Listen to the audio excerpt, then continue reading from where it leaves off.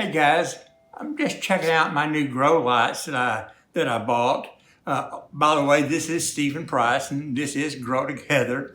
But I bought these grow lights so my plants can grow all year long, because when it gets to be really cold weather, I can bring them inside and I can use these grow lights. But first, I've got to find a place to plug them in.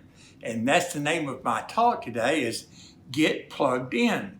No, we need to always plug ourselves in somewhere. It may be organizations that you enjoy doing. It might be the church that you go to. It might be a PTA organization.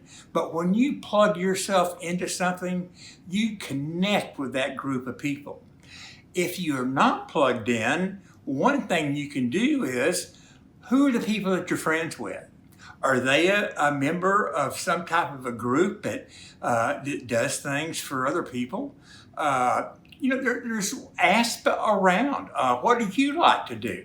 Maybe there's a group that is already doing something that you really enjoy doing that you can make yourself a part of. Because you see, when you make yourself a part of that, you're making a difference, not only in the lives of all the people who have been a part of that group before you joined, but you can make a difference in a lot of people's lives after you join.